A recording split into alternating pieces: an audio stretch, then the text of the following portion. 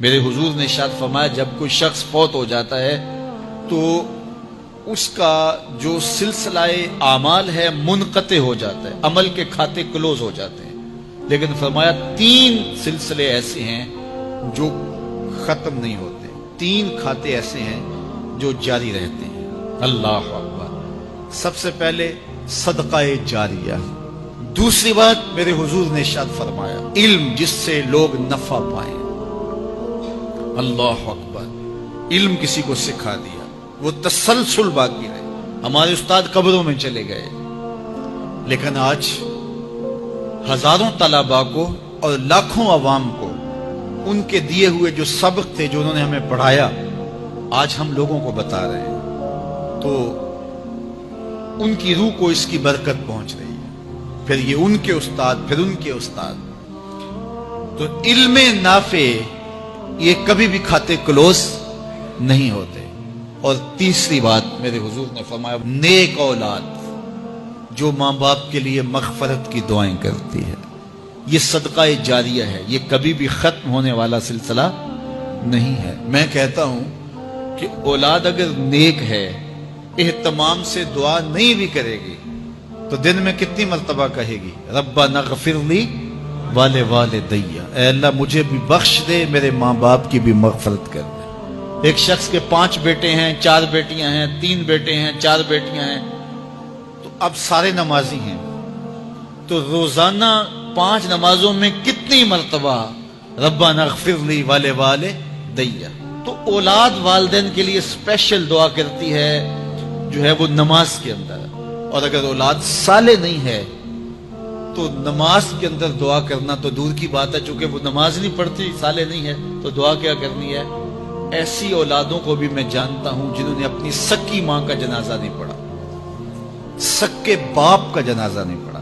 ویسے ایک ایسے بد نصیب کو میں جانتا ہوں جس نے واقعتاً ہی نہیں پڑھا، آیا ہی نہیں، قبرستان میں بھی نہیں آیا، لیکن بہت سارے ایسے لوگوں کو میں جانتا ہوں جو قبرستان میں آئے ہیں لیکن اپنے باپ کا، اپنی ماں کا جنازہ نہیں پڑھا، جنازگاہ میں کھڑے رہے، جنازہ نہیں پڑھا۔ آپ سوچتے ہوں گے کوئی ایسا بد نصیب بھی ہو سکتا ہے؟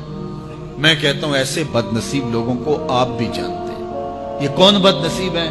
جنہیں جنازہ آتا نہیں، ساری زندگی لوگوں کے جنازوں میں رسمن کھڑے ہو کے آ جاتے ہیں۔ جنازہ آتا ہو تو کچھ پڑھے، جاتے ہر جنازے میں ہیں لیکن نماز جنازہ ہی نہیں آتی، تو کھڑے ہو کے لوگوں کو دیکھ کر کے سلام پھیر دیا، لوگوں کو دیکھ کر کے ہاتھ چھوڑ دیے، اور جو ہے وہ جنازہ پڑھنے گئے تھے۔ اور جب اپنے ماں باپ فوت ہو جاتے ہیں تو کیا سارے کام چھوڑ کے جنازہ سیکھتے ہیں کہ ساری زندگی لوگوں سے فراڈ کیا، دھوکہ کیا، آج اپنی سکی ماں کو دھوکہ تو نہ دوں، آج اپنے سکے باپ سے تو فراڈ نہ کروں۔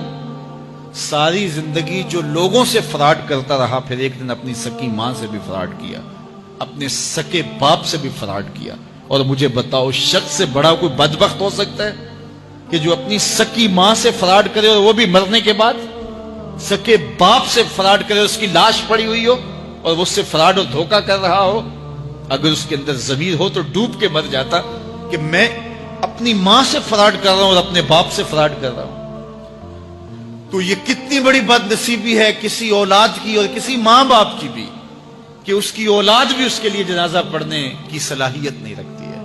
اور وہ کتنے خوش نصیب ماں باپ ہیں جن کا جنازہ خود اولاد پڑھاتی ہے۔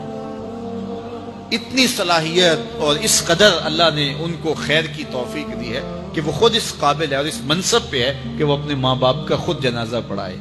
کوئی جنازہ پڑھائے بڑی برکت ہے، لیکن جس خلوص سے بیٹا دعا کر سکتا ہے کوئی اور تو نہیں کر سکتا ہے۔ تو اپنی اولادوں کو نماز جنازہ سکھاؤ، اپنی اولادوں کو دین سکھاؤ، یہ عادی بن جائے نماز کے، تاکہ بعد از انتقال دعاؤں کے سلسلے جاری رہیں۔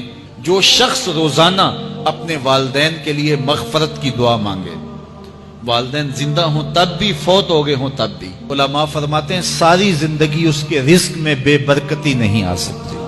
تو اپنے ماں باپ کو خوش رکھیے گا اگر زندہ ہیں تو، اور اگر فوت ہو گئے ہیں تو ان کے لیے دعاؤں کا سلسلہ کبھی بھی موقوف نہ ہونے دیجیے گا۔